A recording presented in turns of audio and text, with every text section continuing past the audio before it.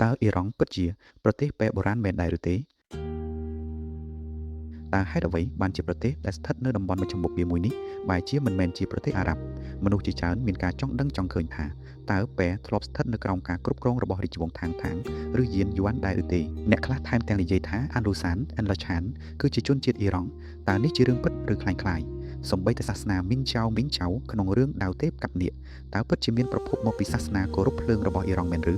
មនុស្សភាគច្រើនបានទាយចម្លើយខុសហើយការពិតគឺផ្ទុយស្រឡះពីអ្វីដែលយើងធ្លាប់គិតអត្ថបទនេះនឹងនាំអ្នកឲ្យយល់ដឹងស៊ីជម្រៅពីប្រវត្តិសាស្ត្រអ៊ីរ៉ង់និងផ្លាស់ប្ដូរការយល់ឃើញរបស់អ្នកពីបែបទៅជាអ៊ីរ៉ង់តាមពិតទៅអស់រយៈពេលរាប់ពាន់ឆ្នាំមុនយុគសម័យទំនើបទ្វីបអឺរ៉ាស៊ីទាំងមូលធ្លាប់មានទម្លាប់ហៅប្រទេសដែលស្ថិតនៅលើខ្ពង់រាបអ៊ីរ៉ង់នេះជារួមថាបែផាស៊ីឈ្មោះនេះតំណាងឲ្យអរិយធម៌ភាពរឹងមាំនិងរឿងរ៉ាវព្រេងនិទានដែលមិនចេះស្លាប់រហូតដល់ឆ្នាំ1935ស្ថាបនិកនៃរាជវង្សផាហ្លាវីគឺព្រះចៅរក្សាឆាដើម្បីរំលេចនូវប្រភពដើមនៃជាតិសាសន៍និងផ្ដាច់ខ្លួនចេញពីក្របខ័ណ្ឌប្រវត្តិសាស្ត្របែបប្រពៃណីដើម្បីសមាហរណកម្មចូលទៅក្នុងសណ្ដាប់ធ្នាប់អន្តរជាតិទំនើបទើបបានប្រកាសជាផ្លូវការទូទាំងពិភពលោកថាប្រទេសនេះឈប់ប្រើឈ្មោះបែទៀតហើយដោយបដូរមកប្រើឈ្មោះអ៊ីរ៉ានជាផ្លូវការពាក្យអ៊ីរ៉ង់មិនមែនកើតឡើងដោយគ្មានប្រភពនោះទេវាមានប្រភពចេញពីភាសាអាវេស្តានដ៏ចំណាស់ដែលមានន័យយ៉ាងសាមញ្ញតែមានអត្ថន័យជ្រាលជ្រៅថាទឹកដីនៃជនជាតិអារីយ៉ាន Land of Aryans ពេលឮពាក្យថា Aryan មនុស្សជាច្រើនប្រហែលជានឹកឃើញដល់ប្រវត្តិសាស្ត្រអឺរ៉ុបឬទ្រឹស្ដីជ្រុលនិយមដែលពួកណាស៊ីបានកលៃនិងលួចប្រើក្នុងសង្គ្រាមលោកលើកទី2ប៉ុន្តែបើទម្លាក់ចោលនៅការយល់ខុសដ៏អាក្រក់នេះឲ្យត្រឡប់ទៅរកប្រភពដើមនៃអរិយធម៌វិញនោះយើងនឹងបំបែកបាននូវគំនិតរើសអើងទាំងអស់តាមពិតខ្ពង់រាបអ៊ីរ៉ង់គឺជាទីតាំងស្នូលដំបូងនិងជាប្រភពកំណើតនៃអរិយធម៌របស់ជនជាតិអារីយ៉ានពិតប្រាកដក្នុងប្រវត្តិសាស្ត្រដែលជាជាតិសាសន៍ដ៏សំខាន់នៃអំបូរភាសាឥណ្ឌូអឺរ៉ុបហើយវាគ្មានជាប់ពាក់ព័ន្ធអ្វីទាល់តែសោះទៅនឹងអ្វីដែលពួកណាស៊ីអួតអាងថាជាពូជសាសន៍ជាន់ខ្ពស់នេះគឺជាការពិតប្រវត្តិសាស្ត្រដែលត្រូវតែបញ្ជាក់ឲ្យច្បាស់អរិយធម៌អ៊ីឡាំនិងភាពរុងរឿងមុនសម័យប៉ែបើយើងរុញពេលវេលាថយក្រោយទៅប្រមាណ4ទៅ5000ឆ្នាំមុនប្រទេសអ៊ីរ៉ង់ដែលសពថ្ងៃត្រូវបានគេស្គាល់ត្រឹមតែជាប្រទេសនៅមជ្ឈមបូព៌ានោះធ្លាប់ជាមជ្ឈមណ្ឌលស្នូលនៃអរិយធម៌មនុស្សជាតិចូលស្មើមុខគ្នានឹងអេស៊ីបបុរាណបាប៊ីឡូនបុរាណឥណ្ឌាបុរាណនិងចិនបុរាណពួកគេមិនមែនជាតួងាប់ក្នុងប្រវត្តិសាស្ត្រឡើយតាំងពីប្រមាណ3000ឆ្នាំមុនគ្រិស្តសករាជនៅពេលដែលតំបន់ភាគច្រើននៅតែរស់នៅជាកុលសម្ព័ន្ធបុរាណនិងពនេចរនៅតំបន់ទំនាបខេត្តខូសេស្តានភាគនិរដីនៃប្រទេសអ៊ីរ៉ង់អរិយធម៌អេឡាំបានចាប់កំណើតឡើងយ៉ាងពេញលេញនេះគឺជាអរិយធម៌ដំបូងគេបង្អស់នៅលើខ្ពង់រាបអ៊ីរ៉ង់ដែលមានអក្សរទីក្រុងនិងប្រព័ន្ធរដ្ឋពេញលេញដែលមានអាយុកាលមុនអរិយធម៌ពេលរាប់ពាន់ឆ្នាំជនជាតិអេឡាំមិនមែនជាបុព្វបុរសអារីយ៉ានទេតែជាជនជាតិដើមនៅតំបន់ពួកគេបានចេះសាងសង់ទីក្រុងស្លលោហៈប្រូនបច្ចេកទេសស្រោចស្រពកសិកម្មនិងសាងសង់រាជវាំងព្រមទាំងប្រាសាទយ៉ាងធំស្កឹមស្កៃពួកគេមានប្រតិទិនផ្ទាល់ខ្លួនមានសិប្បកម្មនិងមិនមែនជារណបរបស់អរិយធម៌តំបន់មេសូប៉ូតាមីឡើយតែជាមហាអំណាចឯករាជ្យដែលតែងតែធ្វើពាណិជ្ជកម្មនិងពេលខ្លះធ្វើសង្គ្រាមសងសឹកគ្នាទៅវិញទៅមកជាមួយនឹងទីក្រុងនាន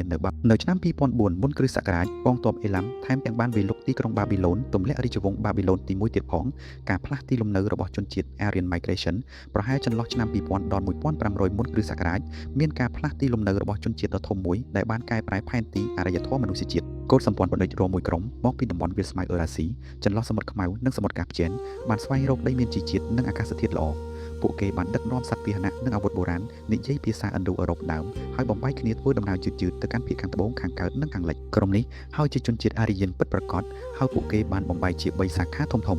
1សាខាទី1ឆ្ពោះទៅត្បូងចូលខ្ពង់រាបអ៊ីរ៉ង់បានរស់នៅលាយឡំជាមួយជនជាតិដើមដូចជាអេឡាំនិងមីឌីមេដេបោះបង់របៀបរស់នៅពនិចរងាកមកធ្វើកសិកម្មនិងក្លាយជាជនជាតិប៉ែបុរាណដែលជាម្ចាស់ថ្មីនៃទឹកដីនេះ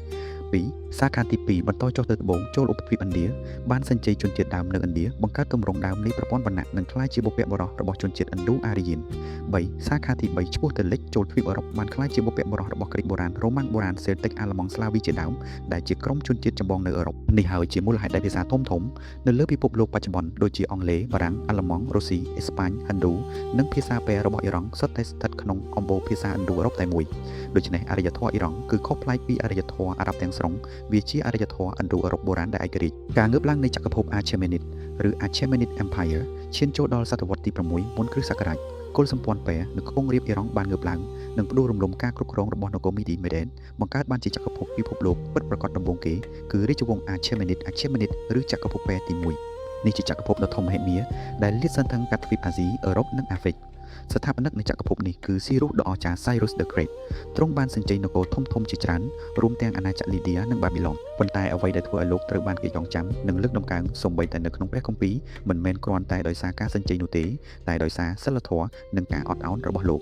ខុសពីអ្នកសញ្ជ័យដទៃដែលចូលចិត្តកាប់សម្លាប់និងបំផ្លាញស៊ីរុសបានបញ្ជាមិនឲ្យទាហានធ្វើបាបប្រជាជនឬបំផ្លាញទីក្រុងនិងទីសក្ការៈឡើយលោកបានគ្រប់សាសនានិងវប្បធម៌របស់គ្រប់ជាតិសាសន៍ហើយថែមទាំងបានដោះលែងជនជាតិយូដា Jews ដែលត្រូវបាប៊ីឡូនចាប់ជាឆ្លើយអស់ពាក់កណ្ដាលសតវត្សឲ្យត្រឡប់ទៅក្រុងយេរូសាឡឹមវិញនិងផ្ដល់ប្រាក់សាងសង់ព្រះវិហារទី2របស់ពួកគេឡើងវិញគោលនយោបាយរបស់លោកត្រូវបានអ្នកប្រវត្តិសាស្ត្រចាត់ទុកថាជាទម្រង់ដើមនៃសេចក្តីប្រកាសសិទ្ធិមនុស្សដំបូងបង្អស់ក្នុងប្រវត្តិសាស្ត្រមនុស្សជាតិក្រោយការសោយទីវង្គតរបស់លោក Darius ទី1 Darius the Great បានឡើងសោយរាជ្យនិងនាំចក្រភពទៅកាន់កំពូលនៃភាពរុងរឿងទ្រង់បានកែតម្រង់រដ្ឋបាលយ៉ាងល្អឥតខ្ចោះបែងចែកចក្រភពជា23ខេត្តដោយមានអភិបាលខេត្តនិងមេបញ្ជាការយោធាគ្រប់គ្រងដាច់ដោយឡែកពីគ្នាដើម្បីការពារការបំបែករដ្ឋបង្កើតប្រព័ន្ធពន្ធដារនិងរូបិយប័ណ្ណឯកសណ្ឋានកាមាសនិងប្រាក់សាងសង់ផ្លូវរាជវង្ស Royal Road ដែលជាបណ្ដាញគមនាគមន៍លឿនបំផុតនាសម័យនោះភ្ជាប់ពីរាជធានីទៅកាន់តំបន់ផ្សេងៗដែលព័ត៌មានបន្ទាន់អាចបញ្ជូនកាត់ចក្រភពទាំងមូលត្រឹមតែរយៈពេល7ថ្ងៃប៉ុណ្ណោះនៅចំណុចកំពូលចក្រភពប៉ែគ្រប់គ្រងផ្ទៃដីប្រមាណ 5.5 លានគីឡូម៉ែត្រការ៉េនិងមានប្រជាជនជាង32លាននាក់ស្មើនឹង7.1%នៃប្រជាជនពិភពលោកនាសម័យនោះក្លាយជាមហាអំណាចទី1លើពិភពលោកដោយគ្មានគូប្រៀបសូម្បីតែឈ្មោះប្រទេសនៅតំបន់អាស៊ីកណ្ដាលបច្ចុប្បន្នដូចជាកាហ្សាក់ស្ថានអ៊ូស្បេគីស្ថានប៉ាគីស្ថានជាដើមដែលមានពាក្យចុងក្រោយថាស្ថានស្ថានគឺសុទ្ធតែមានប្រភពមកពីភាសាប៉ែបុរាណមានន័យថាទឹកដីនៃខេត្តនេះសោកបញ្ជាក់ពីឥទ្ធិពលវប្បធម៌ដ៏ស៊ីជម្រៅរបស់ប៉ែការធ្លាក់ចុះនិងការសញ្ជ័យរបស់ Alexander ឬ Alexander the Great គ្មានភាពរុងរឿងណាដែលស្ថិតស្ថេរជារៀងរហូតឡើយជាង200ឆ្នាំក្រោយមកចក្រភពប៉ែបានធ្លាក់ចុះខ្សោយដោយសារចំនួនផ្ទៃក្នុងនៅឆ្នាំ384មុនគ្រិស្តសករាជស្ដេចវ័យក្មេងអាយុ20ឆ្នាំនៃនគរ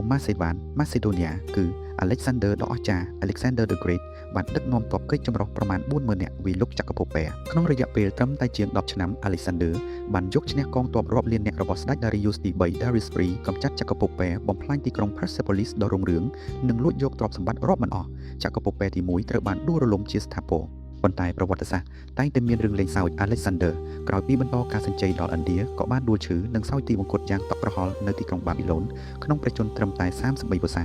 ចក្រភពដ៏ធំធេងដែលទ្រង់ទើបតែបង្កើតបានក៏ត្រូវបែកបាក់និងធ្លាក់ចូលក្នុងសង្គ្រាមហែកហួរគ្នាភ្លាមៗផងដែរ